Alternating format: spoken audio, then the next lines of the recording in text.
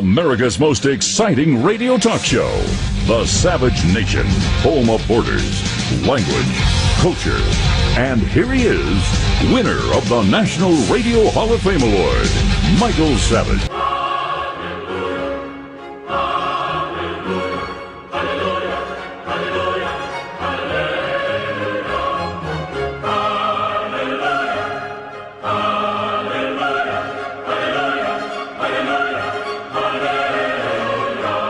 Ladies and gentlemen, the President of the Savage States of America.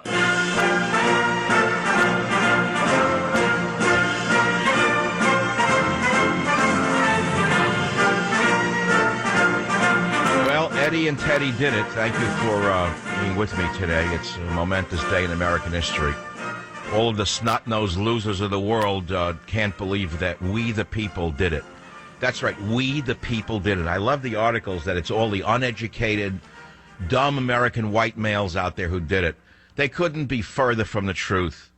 I know so many people with highest degrees you could imagine who are 100% in Trump's camp. But these idiots are so out of touch with reality that they continue to feed each other the same lie that they're smarter than everyone, they're brighter than everyone, they're better educated than everyone, and only the dumb, unwashed masses out there elected Donald Trump. Nothing can be further from the truth. We won everything. We won the presidency. We won the House. We won the Senate. We won 26 governorships. But the biggest prize of all, next to the presidency, is that we won the Supreme Court for the next 50 years. Let me tell you something. God's hand is all over this election, and I'm going to prove it to you today. I've been getting emails from Israel proving that the Jewish Torah, in the letters of the Torah, predicted Trump's victory, and we're going to talk about that as well. But I've got to go back to the beginning. Were it not for you, the listener of the Savage Nation, there would be no Donald Trump. Make no mistake about it. We were there for him long before anyone else. All those who ridiculed him, criticized him, ridiculed you, calling you Trumpsters, Trumpettes, Trump voters, Trump of this or Trump of that. They laughed at you. Then they joined the parade all of a sudden. That's great. I'm glad everyone joined the parade. But long before they were there, I was there. And I bet on him, and I won. I won big time. And the important part is that America won big time. It's not about Michael Savage. It's about America. It's not even about Donald Trump. He is a vehicle of change in this country and in the world. One of the first leaders to have contacted Donald Trump is the president of Egypt, because he knows that had the she-witch won, the Muslim Brotherhood would have been activated in Egypt, bringing down the largest Muslim nation on earth. 80 million people live in Egypt, and she wanted the Muslim Brotherhood to run Egypt. Never forget who she is. Never forget who Mook is. Never forget who Podesta is. Never forget who they all are, and they are part of the basket of history right now. They are in the dumpster of history, all of them, thank God. But now what do? How do we pick up the pieces? That's the topic of today's show and tomorrow's show and the next show. I received an email. First, I got to make this personal in order to make it political. I went to sleep after my party last night around 12 or 1 in the morning. It was before her concession speech. I really couldn't take much more of it. And before I went to sleep, I watched that guy, whatever his name is, Podesta, give the speech. I saw a face unlike any I had seen in modern American history. When he actually got on the stage, I saw the face of a touch of evil. Let me put it to you that way. It was a face of evil. And he would not concede last night. And I sent some friends emails, and I said, I'm afraid they're going to steal it in the middle of the night because he would not concede the election. I said to them, I'm afraid they're going to steal the election. In fact, I had Doug Lynn up in Oregon put it up on my Facebook and Twitter feed saying, I'm afraid they're going to steal it in the middle of the night. Well, just as I turned the lights out and was about to go to sleep, there it came. She gave the concession speech. 4 major newspapers declared him the winner. I had to take down my Facebook posting. So they gave it up pretty quickly, and I didn't think that they would. But you know, Hillary knew she would lose a few days ago. Why do I say that? The media's acting shocked, but she canceled her fireworks show for New York City 2 or 3 days ago. Internal polling showed them she was not going to win. Internal polling showed her what we all knew, that Obama is the most hated president in the history of this nation, the most divisive, hated man to have ever stolen the presidency. And by the way, we have 90 more days of this devil in the White House. He will use every trick in the book, executive orders. You can't believe what he's going to do to this country before he walks out of there. So we have a big fight on our hands, don't we? We have to keep our eyes on the ball. I know many of you want to celebrate, and you should. We have the presidency, the House of Representatives, the U.S. Senate, and we're going to have the Supreme Court. And speaking of the Supreme Court, Donald Trump gets to replace the Supreme Court justice who died under mysterious circumstances. I believe he was executed. I believe the Supreme Court justice was killed, smothered to death. And the reason I say it is it's logical, it's common sense. I'm not going to spend a lot of time on it. But, you know, even if a homeless bum is found dead in the streets somewhere in America, the law requires that the homeless bum be subjected to an autopsy. Do you know that there was no autopsy of the highest Supreme Court justice in the land after he was found smothered to death in Texas in a border hotel? No autopsy. They cremated him right away. It was a cover-up. They killed him. And they killed him so they can push their psychotic socialist agenda forward. That was my opinion. It still is. Well, anyway, that's history. Trump replaces the Chief Justice of Supreme Court. Then we got the psychosis of Breyer, the psychosis of that maniac from the ACLU. She's going. They're in their 80s. They're on their last legs. They will be gone during his term. And he will replace them, I hope, with young men and women for the Supreme Court no older than 35 years of age. Because I want a conservative Supreme Court for the next 50 years. That's what we're going to have. And God's hand is all over this.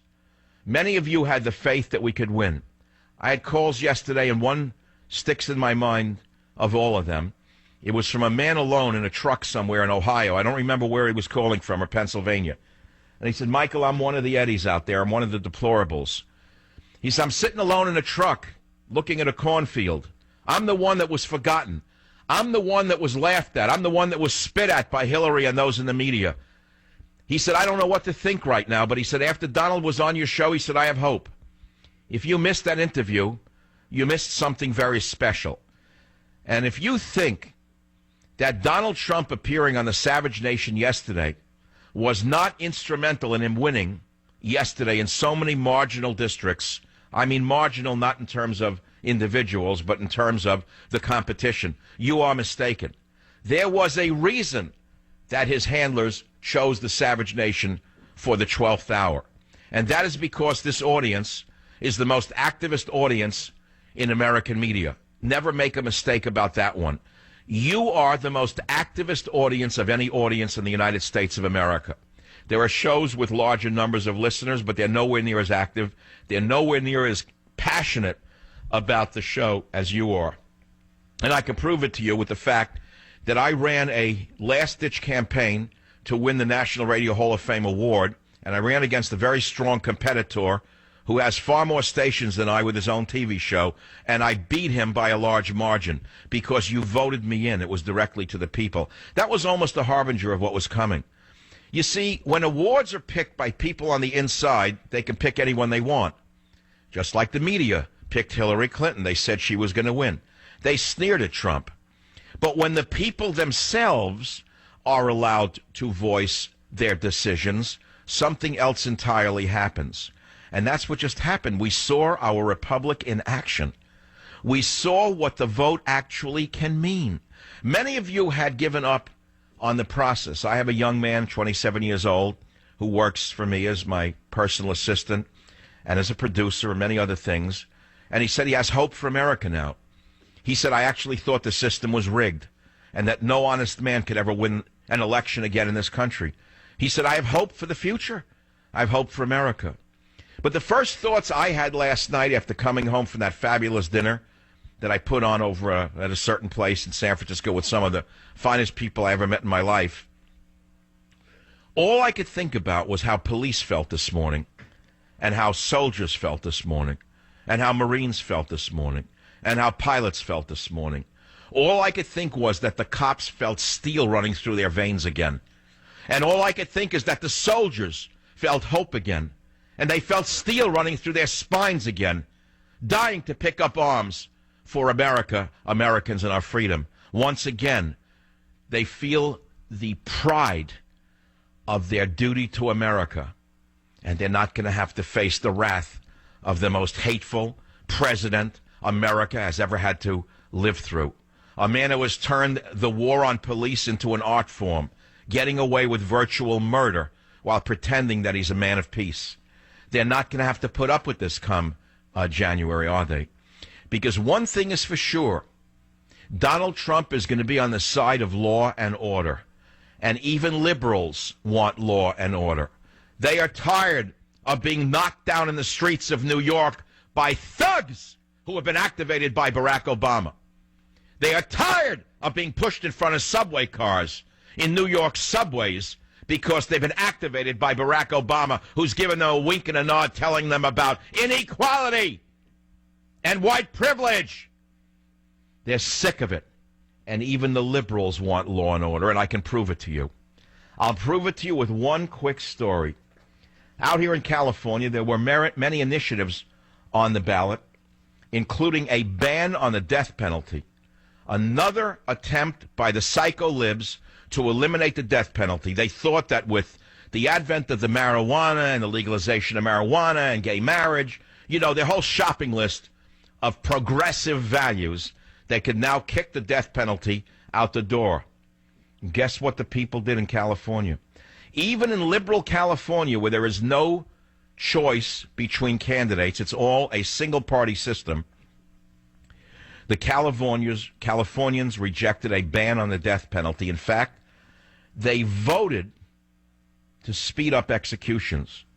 For the second time in 4 years, voters rejected a law to reduce the maximum sentence for capital crimes to life in prison without the possibility of parole. In fact, Prop 62 was defeated 54 to 46%. That's a much larger margin than it was in 2012.